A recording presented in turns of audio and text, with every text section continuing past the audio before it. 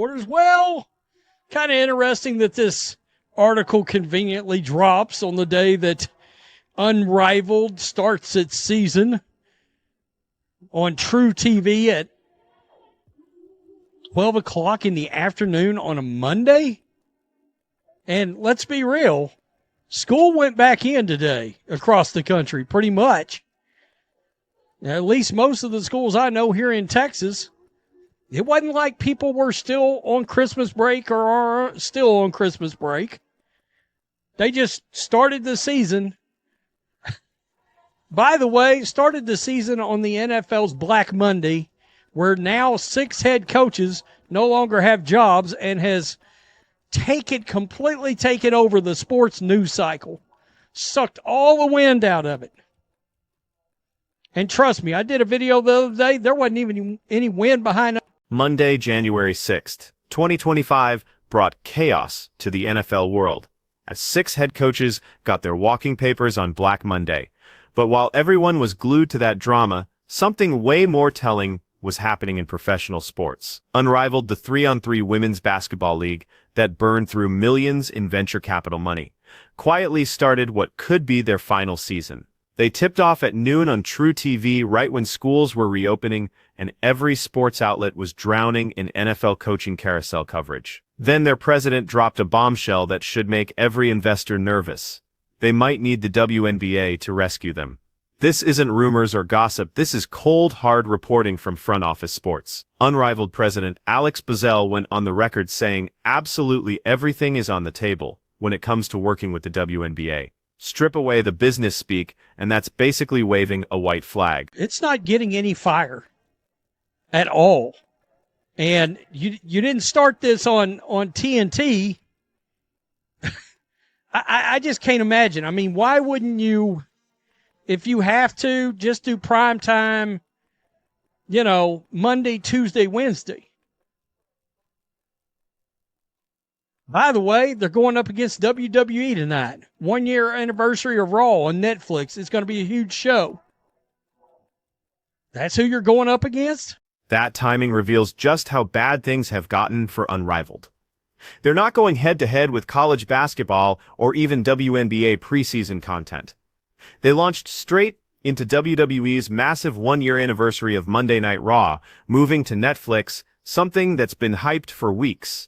They're drowning under a tsunami of NFL coaching news that will control sports media for days. And here's the move that screams desperation louder than anything else. They expanded their arena capacity by exactly 50 seats. Not 500, not 5,050 human beings.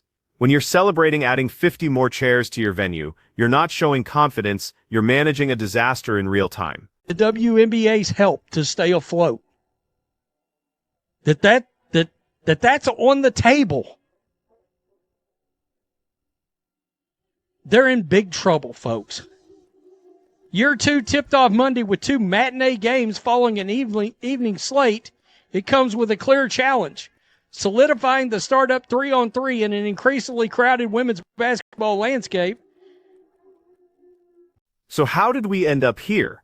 Because Unrivaled actually started with real promise. They locked down Series B funding that put their value at $340 million.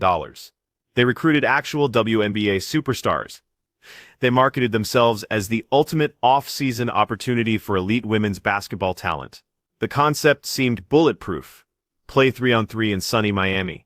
Earn 6 figures for 2 months of work and stay game-ready during the WNBA break.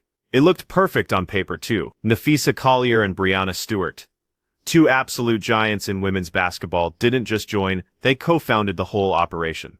They delivered instant credibility, star power, and media buzz that money can't buy.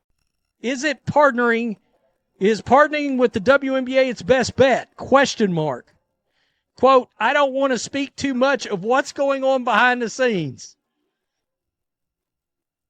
But I've made it very clear we're open to the ecosystem. I'm sure you are. Unrivaled President Alex Bazell said Monday, on the day the league's open,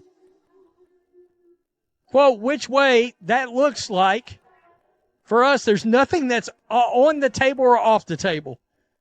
Nothing that's off the table is the key takeaway there. Brazil has been open about Unrivaled's efforts to work with the WNBA from the onset.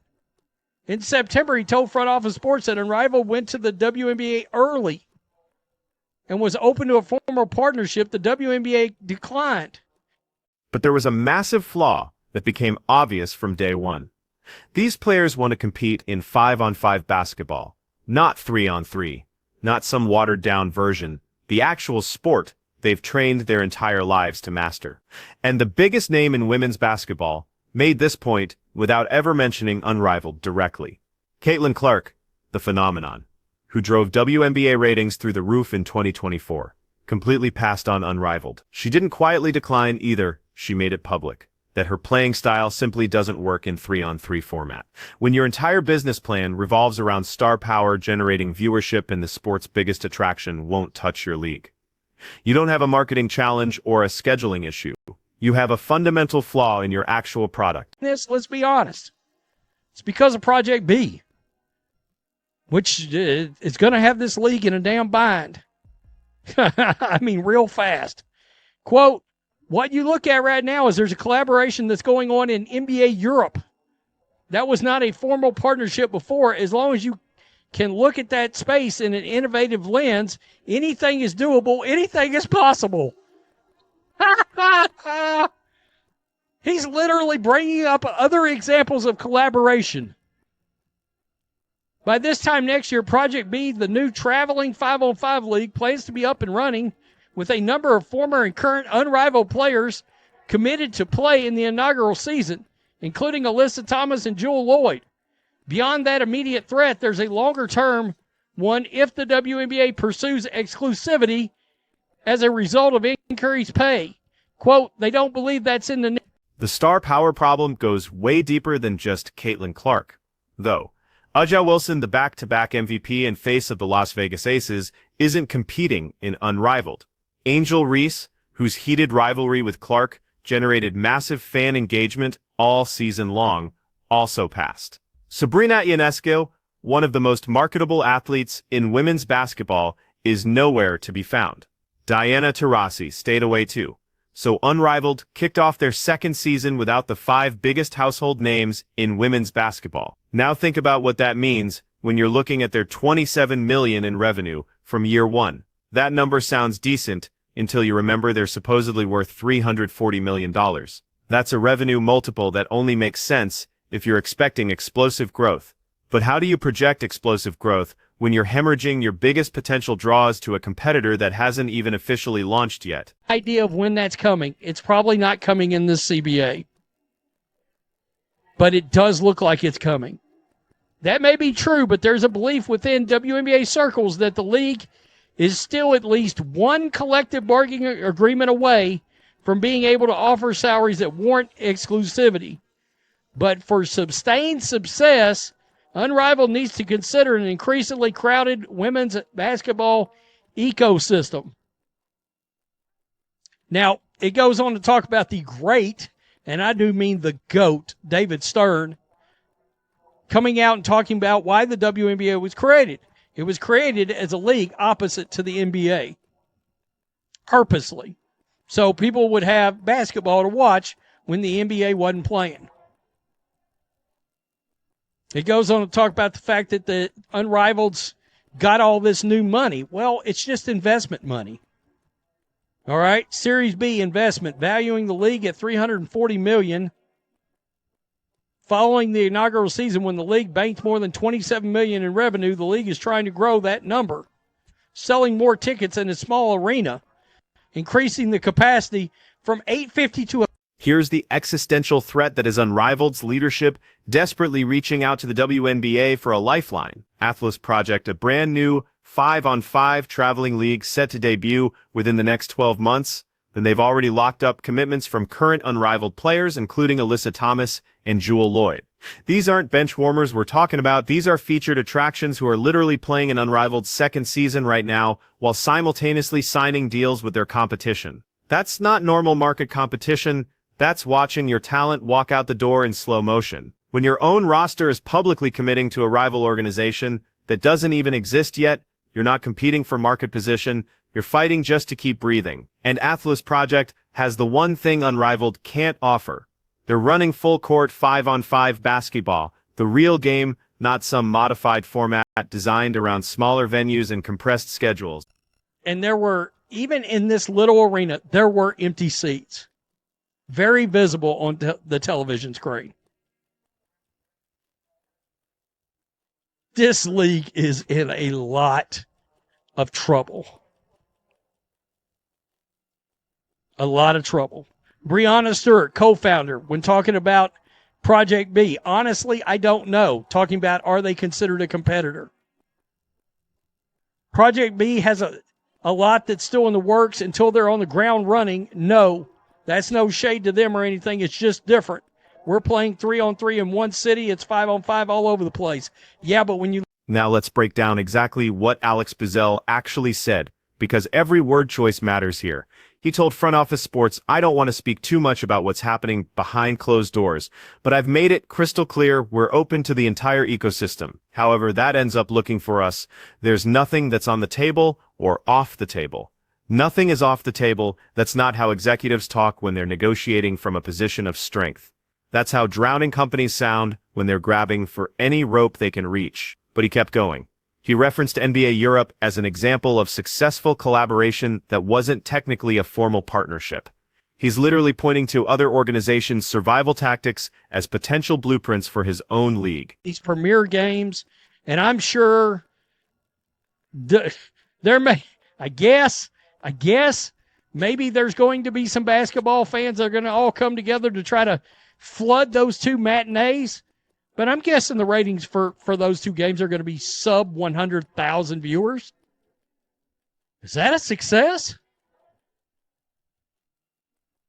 And I'm talking sub 100,000, maybe with the new methodology that's artificially pumping all these numbers up.